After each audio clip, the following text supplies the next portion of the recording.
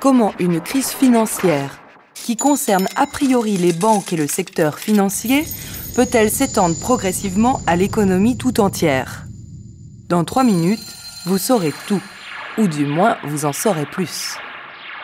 Pour bien comprendre, on va imaginer une banque, mais une banque minuscule. Comme elle est minuscule, elle a seulement 10 clients, parmi lesquels on trouve 6 particuliers, 3 entreprises et un État. Un État minuscule qui s'appelle la Nanonésie, célèbre pour son ukulélé et pour ses palmiers nains. Mais revenons à notre banque miniature et penchons-nous sur son minuscule bilan comptable. Ici à droite, voici le passif, où figurent les ressources de la banque, ses fonds propres, les dépôts de ses clients et les prêts consentis par d'autres banques. De l'autre côté, voici l'actif, c'est-à-dire ce que la banque fait avec ses ressources. En gros, elle le prête à des particuliers, à des entreprises, à d'autres banques, et puis à ce client un peu spécial, la République de Nanonésie, dont l'économie florissante attire les capitaux du monde entier. Mais revenons encore au bilan. La banque paie des intérêts sur les sommes qu'elle a empruntées. Son passif lui coûte de l'argent. Heureusement, son actif lui en rapporte.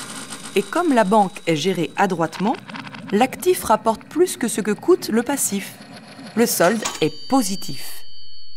C'est comme ça que la banque paie les salaires de ses employés et fait des bénéfices.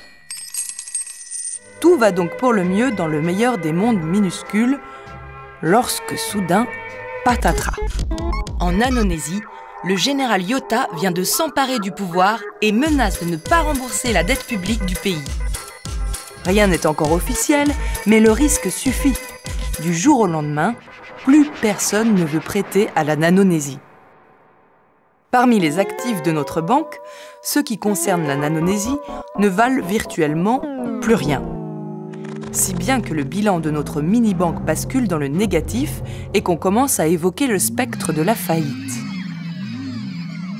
Les clients inquiets pour leurs économies retirent massivement leurs dépôts, ce qui est précisément le moyen de provoquer une faillite. Et c'est là qu'entre en jeu le terrible effet domino.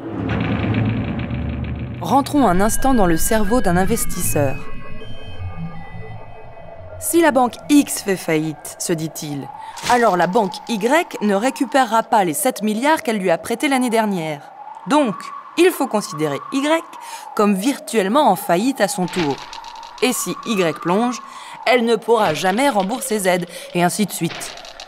On assiste à une véritable réaction en chaîne à l'issue de laquelle plus personne ne fait confiance à personne. Les banques ne se prêtent plus entre elles. Et pire, comme elles manquent de cash, elles évitent aussi de prêter aux particuliers et aux entreprises. Les entreprises, qui n'ont plus accès au crédit et anticipent une baisse des commandes, réduisent leur production et licencient.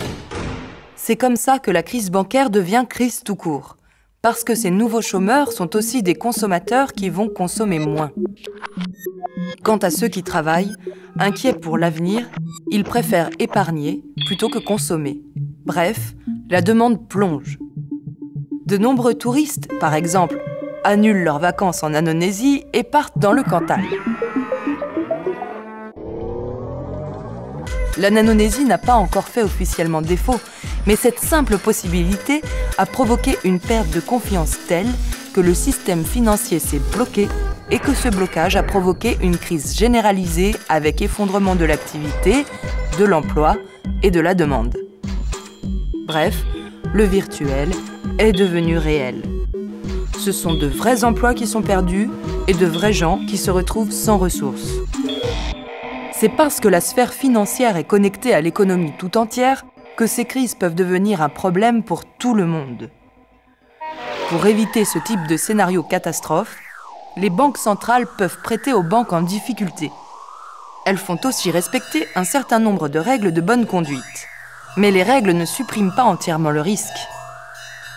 Ah tiens, au fait, le général Yota a finalement décidé de payer ses dettes. Mais c'est trop tard. La crise est là et plus personne ne l'écoute.